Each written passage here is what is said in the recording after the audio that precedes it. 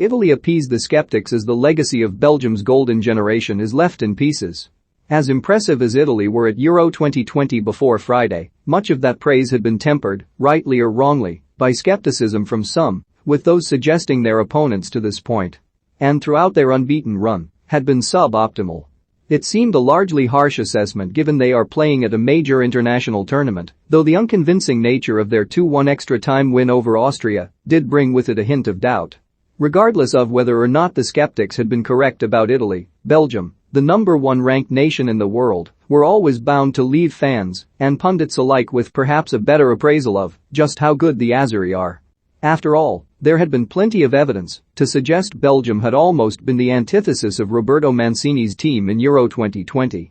While Italy had the most efforts on goal of any team at Euro 2020, 87, Belgium had 38. Prior to the quarter-finals, Belgium were one of only 2 teams to face 20 shots in 2 matches along with Turkey, yet they had only conceded once.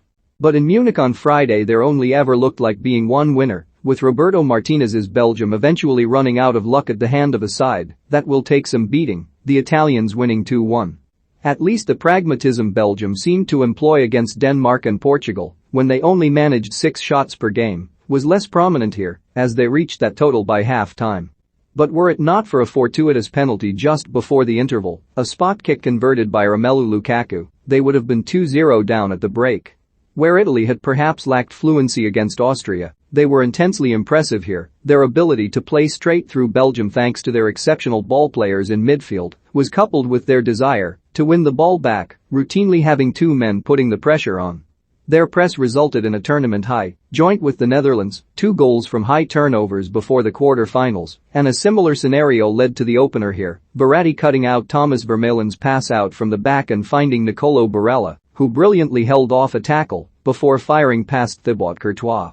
The Real Madrid goalkeeper's form had undoubtedly played a role in Belgium's progress as well, given his 1.7 goals prevented was the 3rd best in the tournament prior to Friday, though even he could do little to prevent Lorenzo Insigne's gorgeous 25-yard effort finding the top right corner to make it 2-0. Italy's approach after the interval seemed to relate more around keeping the ball, firmly aware that the less time Belgium had in possession the less likely they were to draw level.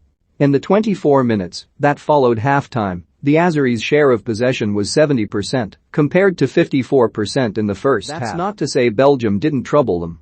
When attacking at pace they caused Italy some issues. Jeremy Doku beat Giovanni Di Lorenzo and played a teasing ball right across goal, but Lukaku somehow failed to net, with Leonardo Spinazzola making a vital block. Then Dries Mertens darted through the middle and played Nacer Chadli into the same channel of the box, with his eventual delivery being deflected over Lukaku and agonizingly behind Thorgan Hazard. But Belgium got to the quarter-finals mostly down to moments of individual quality, as highlighted by the fact their 8 goals scored was way above their XG tally of 4.1, which was the lowest of the 8 teams remaining. And while Doku was a nuisance with this tendency to dribble, Belgium had little else to throw at Italy as it almost became Lukaku or bust. Their form had seemingly been unsustainable, and their luck ran out in Munich.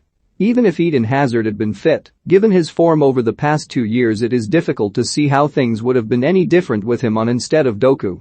Kevin De Bruyne was past fit and his 3 key passes were more than anyone else in a Belgium shirt, but it would be fair to suggest he hardly filled the same talismanic role he has become accustomed to at Manchester City.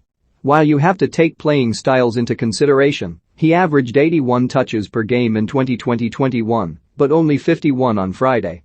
His average for Euro 2020 had been 74.1 per 90 minutes. Perhaps there was an element of Belgium playing him out of desperation without him being completely fit. Either way, Italy's first half intensity was what set the tone for their victory, yet it was their well-rounded nature as a team that saw them get the job done. The fact they still had more shots than Belgium despite already having the lead and playing with less attacking urgency being the case in point here.